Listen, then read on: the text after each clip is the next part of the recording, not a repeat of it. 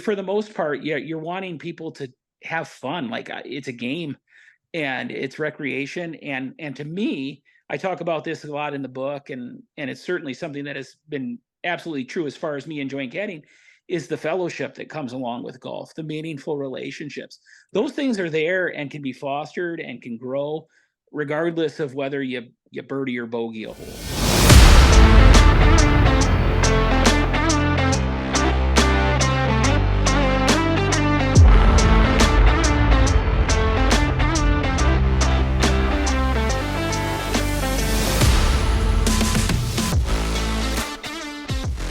Good morning, sports fans. Welcome to the Whole Story Podcast. I'm Jonathan, and to this direction, or maybe this direction of me, is my good buddy Robbie. And you'll see our host, our guest for the week is somewhere on your screen right now, or will be chiming in soon. Real quick, this wasn't planned, but I do want to mention it. Robbie, John Rahm, going to the Live, maybe bringing other people with them. What are your thoughts? Uh, if that's what he wants to do, I just, eh, I'm ready for somebody to say, you know what, I said all the things that I wasn't going to do, but now I'm going to do it and Yeah, just own up to it. It is all about money. Everybody's chasing money. sure. He even said his comments prior to was, I've got plenty. I don't need it. And then, whatever he signed for is, but to be fair, the way PGA Tour and all the whole thing has gone down, who knows what's going to happen? Because they've kind of changed their minds too. So, uh, a lot of stories in golf, and it's one of those things that thankfully we don't have to cover too much. We get to hear the fun golf stories. That's right. We're definitely not on the pro circuit trying to figure out all the intercontinental dynamics between Live and all that. I did think it was funny that they were like, I hope we can still be on the Ryder Cup. So everybody's tune's changing a little bit as it normally does. But But as we everybody's always, taking a risk, right? Like he does it knowing that currently he's not yeah, eligible to be on the Ryder Cup team. yeah. Yeah. Well, they've got some time to figure that out too. Yep. So, and at $400 million, maybe Live will have like their own Ryder Cup of some sort to compete with it all. That'd be Yeah. interesting. Yeah. We'll Anyway, see. well, we're not talking about Middle East. We're not talking about Europe on this particular podcast. We're going up north to Wisconsin, don't you know?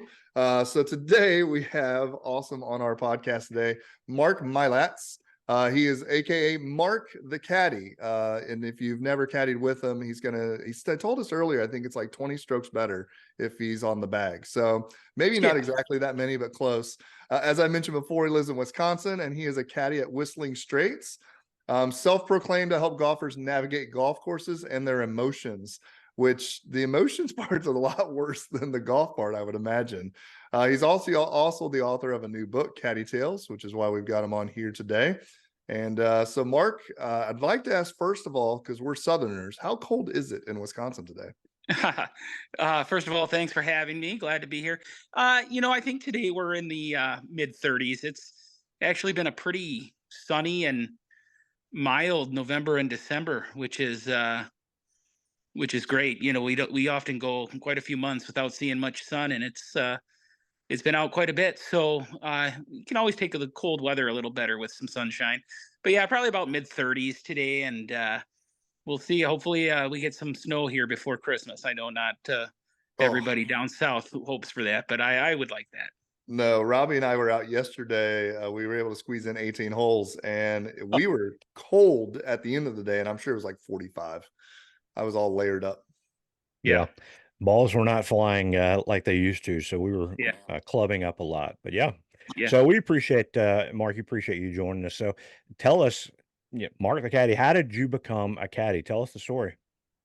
yeah. So as I write about in Caddy Tales, I went through a really dark period in life and made some really poor choices as I struggled with some anxiety and depression and abused alcohol to cope. And to make a long story short, one bad decision leads to another as you try to, one, build yourself up, but also kind of hide what you're going through. So uh ended up losing my career, throwing it away, and going through all the hurt and shame and loss that comes with that.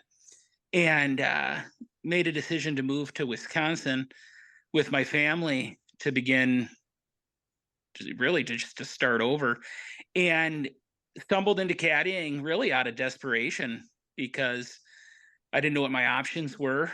And as we were looking for opportunities, caddying seemed like a, maybe a good stopgap. I did not plan on doing it for, maybe more than a year. And I certainly didn't plan on it becoming a big part of my life, but ended up uh, applying for and getting a gig out at Whistling Straits, and really just have fallen in love with so many aspects of it. The course, the players, the camaraderie with the other caddies, being outside, the exercise, everything about it has been really a great relief and has played a huge role in my life moving forward. So, uh, I still am to that point, even after writing a book and being a guest on a few podcasts where, I really don't love talking about how I got into it because it's,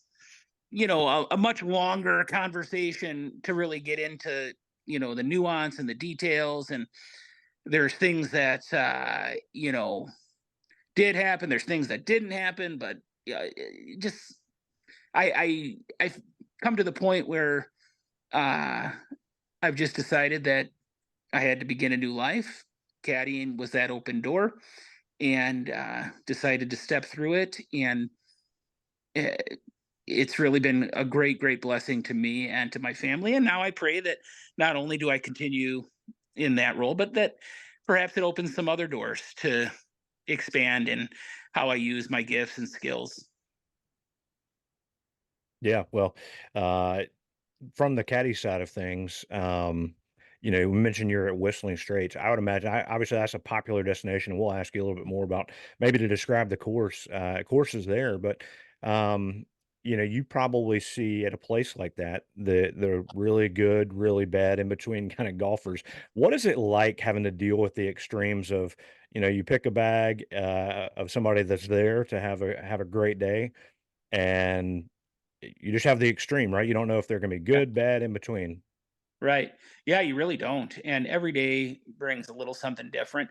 There are certain characteristics that become, common, but you just don't know what you're going to get. And there are some days that are a real grind. You're all over the place and might walk 10 miles searching for a ball on every shot. And then there's other guys who just are excellent players, and the vast majority falls somewhere in between there. So what I know I appreciate, and I know what other caddies appreciate far more than a player's skill level, is that we want someone there with a good attitude who's looking to have fun, where we can have a kind of a special bond for 4 or 5 hours and have a wonderful experience at a special place. Yeah, we were actually going to lead into that because I've never had a caddy before. I think Robbie's played one or two places that have. So if you were, let's say I walked up day one, what would you recommend for someone who's never played on a course with Yeah. a caddy? What's the one thing that we should be bringing with us besides maybe a 7-iron that Yeah. could be Yeah. helpful? Well, for somebody who's never had a caddy, I would say probably the biggest thing is to not be intimidated or scared or worried. A lot of times, people who this is, a bucket list course or trip isn't commonplace for, they're so nervous, like we're judging them. And I'll often tell players on the first tee box, we've seen it all. You're not going to be the worst, and we really don't even care if you are. So just relax and have some fun. And so once players kind of get at ease with that, then I think it makes for a whole lot better day. I think the other thing is just to have kind of a collaborative attitude. Uh, I sometimes wonder why people get caddies when they don't like utilize them at all, other than just to be kind of like a glorified Sherpa carrying their bag for them. And then on the other extreme is there's some people who, won't uh, hit the ball straight down the middle unless you give them a, absolute directive that that's where it's supposed to go. And so sometimes it's a good to just really have those players where it's more of a conversation. Hey, I see this. What do you see? What I'm thinking this. What do you think? And that just makes for a really fun time. Hitting it straight down the middle would be a gift. If Yeah, I right. could just do Yeah. that, I wouldn't need a caddy. Yeah. I should have said aim straight down the middle. I know it doesn't always go. So what are the, Jonathan said, what should he bring besides a 7 iron? What are some of the, maybe the things he shouldn't bring? I know a lot of times, and you might have even been the one that did the video of like, hey, don't show up with the 100-pound golf bag with everything in Yeah. the world, Yeah. right? So Yeah. what are the things that players need to not do? Yeah, right. For one, don't try to sneak like a bunch of alcohol out on the course, buy it there, and it weighs down the bag. And then no, like ball retrievers, we always laugh. That's not Whistling Straits or these kind of courses aren't the place for people hunting for balls. And then also, the amount of balls that people think they're going to need. I get that some just need to be like at ease and relaxed, but nobody ever really needs as many balls as they pack into their bags. And then How also, many if the is how many is too forecast, many though? oh, that's a relative term, but I mean, I've seen people with 75 to 100 balls in their bag, Oh my and gosh. yeah, yeah. Wow. And certainly, I mean, it's not uncommon to see people with like 3 dozen. And I mean, do people like really sign up to come and play at a place that costs that kind of money and expect to lose 2 balls a hole? So yeah, but it's like a peace of mind thing. It's like a comfort blanket or whatever. Yeah, and then if the weather forecast calls for a very sunny day, there's no need to pack an umbrella or a bunch of rain gear just in case. Those types of things are always appreciated by the caddy. The phrase that I heard somebody say like my first year, and it kind of stuck with me, was I heard a caddy say to his player, "Help me help you," and that was just a polite way of saying empty your bag a little bit so that I can be a little quicker, and then that'll help you through the course of your round as well, as I'm a little fresher and a little quicker and all that kind of stuff.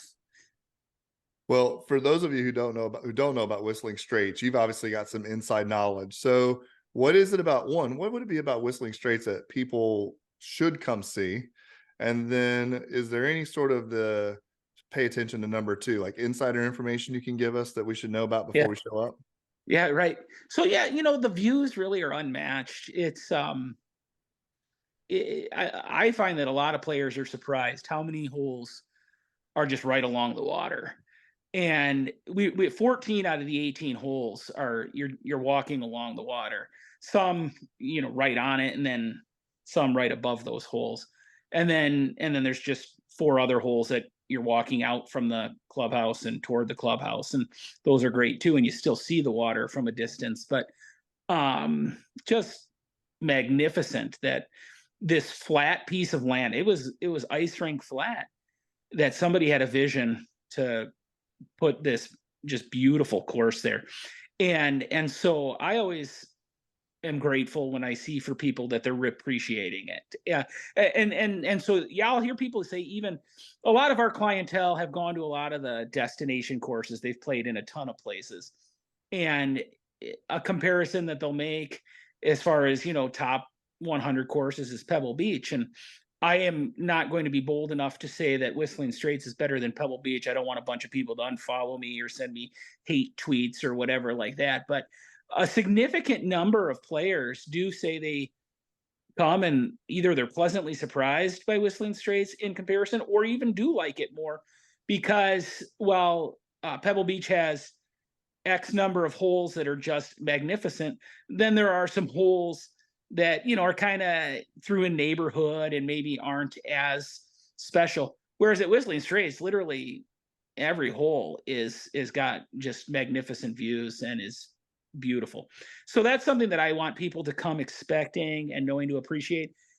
Other than that, really, I think people have to come knowing that it's and respecting the difficulty of it, along with the conditions of the course. A mistake that I see players make so often, and it's hard because so many players are kind of type A, strong personalities, that they play too far back.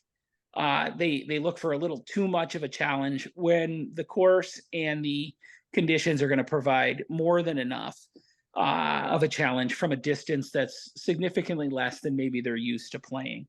And I think that when you're on a trip and you're with your buddies or with somebody special and you've spent that kind of money, uh, maybe do everything you can to put yourself in a position to succeed and go home with some good memories. That's just my feeling. Others I know are just adamant that they're looking for the harshest challenge, but I like to see people smiling and having fun. And Yeah. it'll Does it tire you out. does it make If it you've got tough, that kind of course to caddy around? And, if you've got conditions that, might pop up, or people that are all over the place, how does that, Yeah, because a lot of times you're carrying 2 bags and you're yeah, gonna yeah. do a loop twice a day, right? Right. Yeah, you'll do that sometimes, and you're almost always carrying 2 bags. And yeah, the wind. I find the wind to be really exhausting on some days, especially in May and October, uh, when it's just stronger than in the middle of the season. There was a lot of days in October where for half the holes you're walking into a 30-mile-an-hour wind, and you're doing that with 2 bags on your shoulders, and it's gusting over 40 miles an hour. I mean, I've had shots on Whistling Straits where the ball, you're 130 or 140 yards away, and good golfers are all of a sudden taking a 3-wood out of their bag and it's coming up short. And so, that doesn't happen every day, but on occasion it does. And so, yeah, it can be a real exhausting thing. I think a lot of players, my experience is kind of on the 14th tee box is where you see some players peter out a little bit. It happens that after our 13th hole, it's one of the harder walks from green to the next tee up a pretty steep hill. And you can see, okay, this course provided its challenge today, and we're gonna grind our way in the rest of the way, but it's worth it. Yeah, it sounds like it. So what's the best time of year to come out of Whistling Straits? I think the best time is August into mid to late September. September can be pretty special as the leaves are starting to change in late September, maybe early October, even still. But I think those are really the best times to come. The wind is a little calmer. It tends to be during July, August. The temperature is real moderate, and it's that's kind of the peak time for people to come. Well, besides carrying bags around golf course, you also have written a book called Caddie Tales. Yeah. You mind sharing a little bit with our listeners about what that's like or what that's about? Yeah. So it was kind of a cathartic experience, just something to pour myself out on the page and share a bit of my story. And it was really kind of my way of saying, okay, I'm going to move forward with life. I was pretty paralyzed for a while with guilt and shame and fear and loss and all of that. And it also occurred to me while I was caddying that there's just so many times when I would see behavior out there, either in the player or in myself, or I'd see experiences and shots or whatever that mirrored life, both the good, the bad, and the ugly of it. And how we react to those circumstances out on the golf course provide a small glimpse to how we might deal with them in life. And so I would see in players, the hotheads, how maybe I reacted like that too many times in my past, or I'd see in the insecure player who is always giving you their resume or is cheating or whatever, their need to feel better than they are, and how I did that in my life as well. And so I try to use comical stories, special stories from my experiences there on the course to drive some of those points home, and maybe help people not only look how they might approach a round of golf, but also their life in general. That's awesome. So that's where we see the, caddying for golf and the emotions, right? So Yeah, yeah. I mean, it's with the vast majority of players, and I think this is probably true on the professional tour too, though I guess I shouldn't speak too much out of turn there, is that it's a mental thing more than it is a golf knowledge. Certainly, as I've gotten more comfortable knowing the course and the game of golf has become even more ingrained in me. Yes, I'm a better caddy. That stuff does matter, but the underrated skill is just knowing how to talk to people and and how to help them when they're feeling up, when they're feeling down. And I think that that is when people can keep their emotions in control, they probably have a better round of golf, but for sure they have certainly a better day. And that's Yeah. something I'm happy for them. Yeah. Well, you mentioned before you kind of remind them, hey, you're not going to be the worst golfer I've seen. You're not going to be the best golfer I've seen either. Let's try to have some fun, enjoy the beauty of it, right? Like, I mean, Yeah. we have not been there. We want to go there, Yeah. and experience just being out there, being with friends, having a caddy, enjoying the walk, right? That's what it's all about. Right. Right. Jonathan, I can't remember who told us this, but it was something like, you're not that good to be that upset about stuff. So just get over it Yeah. and Yeah. have fun. Yeah. And I've heard somebody, I think it's maybe somebody quoting Jack Nicklaus like that, and he was saying that not about, your average hacker. He's talking about even like scratch golfers and, Yeah. stuff is, you're just not that good to be that upset. And, Yeah. and so sometimes you do like, I mean, sometimes I have to keep that opinion to myself because there are some guys who just, and some ladies for sure, that are just so intense and in the short time that you know them, you're not going to completely change their DNA and personality. And so you do your best, but for the most part, yeah, you're wanting people to have fun. Like it's a game and it's recreation. And to me, I talk about this a lot in the book, and it's certainly something that has been absolutely true as far as me enjoying caddying is the fellowship that comes along with golf, the meaningful relationships. Right. Those things are there and can be fostered and can grow regardless of whether you birdie or bogey a hole. Yeah. Well, you mentioned before we started recording that kind of in the off season you're working on another book. Do you mind kind of teasing that Yeah. a little bit for us?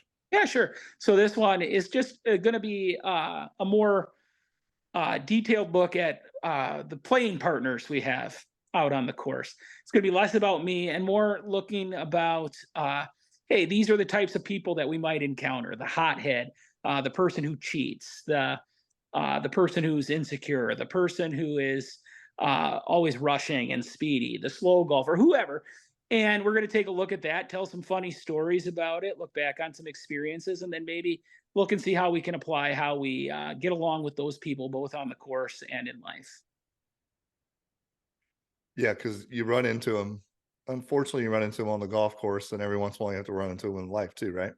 Yeah, that's right. And like, for instance, I can tell very, very quickly who, for instance, is a CEO of a company and who is a engineer or accountant. There's some personality traits that come out pretty strongly, and how we work alongside those people, we need to adapt, and it's different, and we need to be aware of different people and personalities. And I was not always in tune to that in my life, and it caused some problems. And as I've caddied and I've been on the side of needing to work along, with these people in an effective manner, not only so they have a better day, but quite frankly, because I'm working for a tip from them. I've seen how there's some maybe more productive ways you can do that, and some ways that maybe aren't as beneficial. And then also the ways that they just affect us because of how they are, and then how we can handle that a little bit more maturely.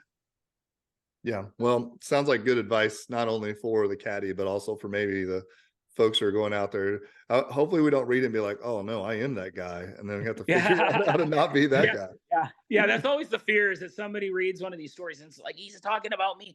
I'm pretty careful because my desire is never to like make or pick anyone apart. But my guess is that we can all see a little bit of ourselves in each of That's these right, descriptions if we're being honest. for sure.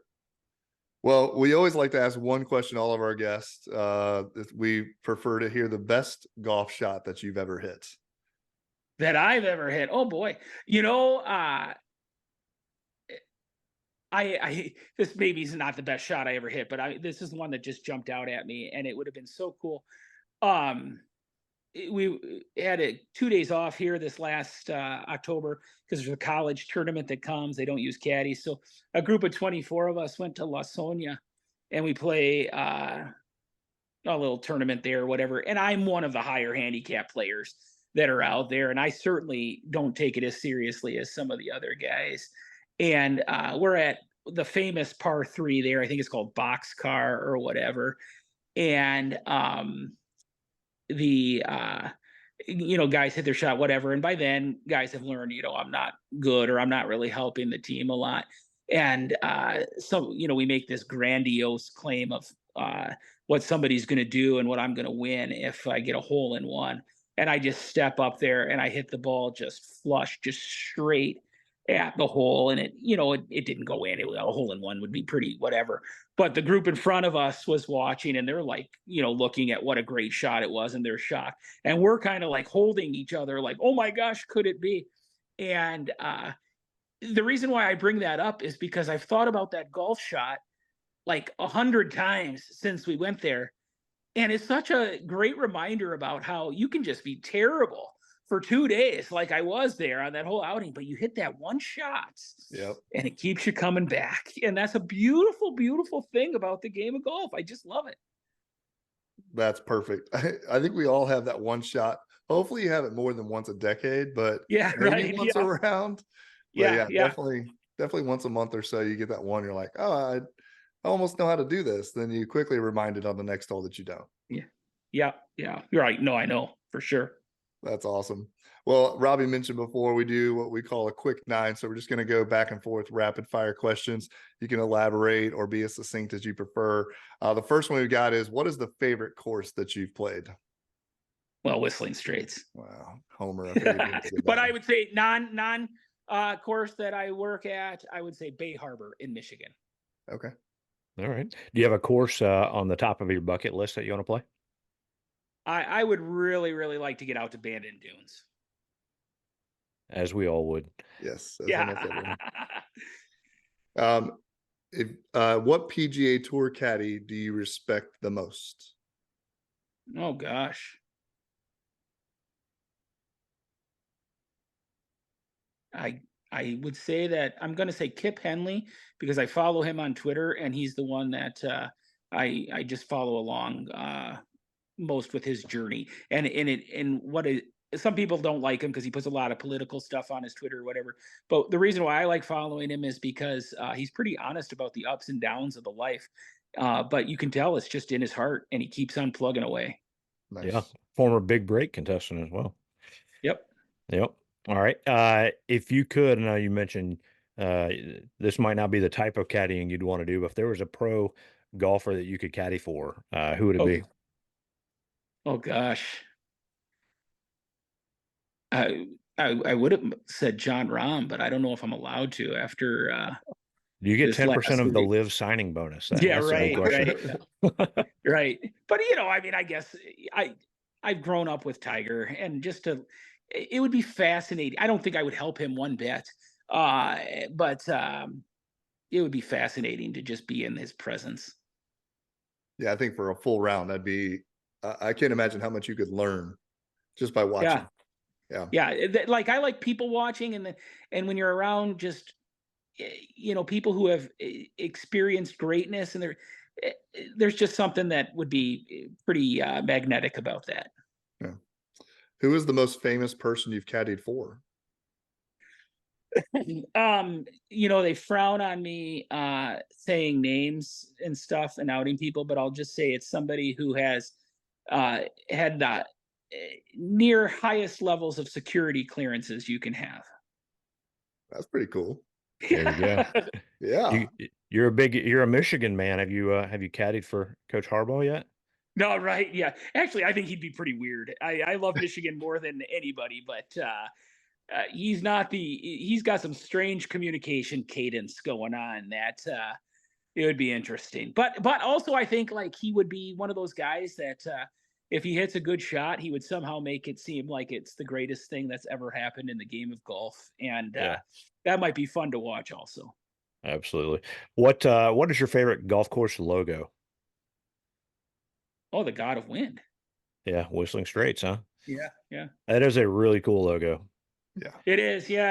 I just recently got my hands on some hats that had that in there as the letter O, and I love it, So, and then obviously, like whenever I see anything with the Masters logo for Augusta, pretty, that also just kind of draws you in. Sure. My favorite question, Robbie's always nice enough to let me ask it. What is the favorite snack on the golf course? Oh wow, yeah.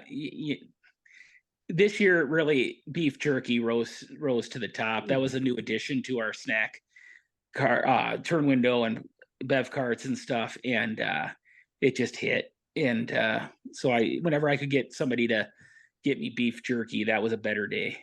Is it Oh, like homemade fresh? It's not Slim No, Jims or it's anything I like can't that. remember what brand it is, but they had this fiery, like they had the hot and fiery and some sort of Nice. garlicky and this and that. But the fiery one was just the perfect amount of heat.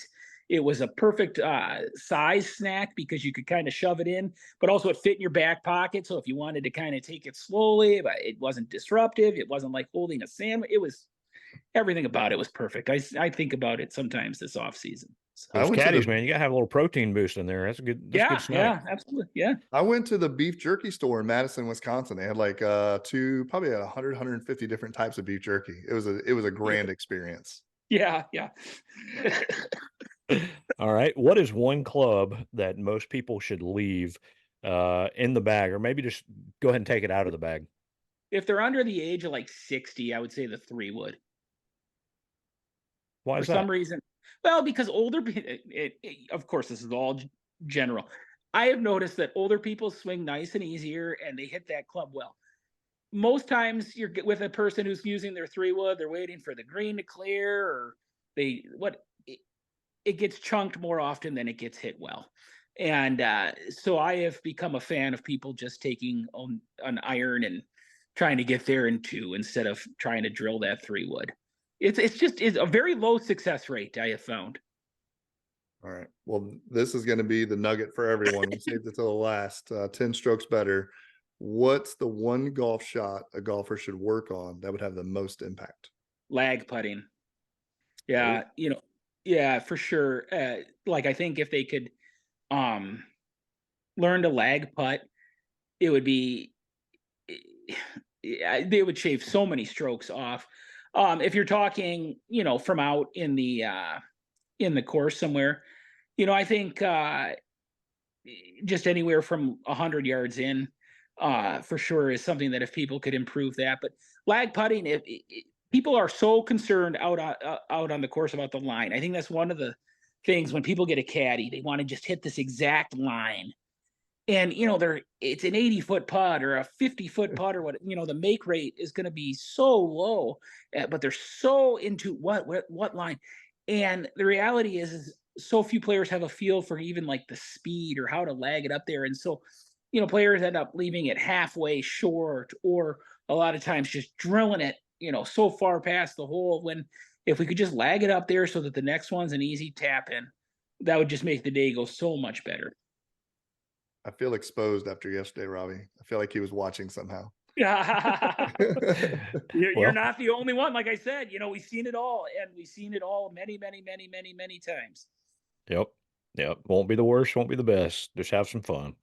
Well, Mark the Caddy, we appreciate you joining us on the Whole Story podcast. Everybody needs to go check out at Caddy Tales on Twitter, Instagram, all the fun social media things. You're a great follow on social media. Go by. I mean, it's Christmas season, right? What better gift to get the golfer in your life than a copy of Caddy Tales? And we'll put a link in our show notes for that.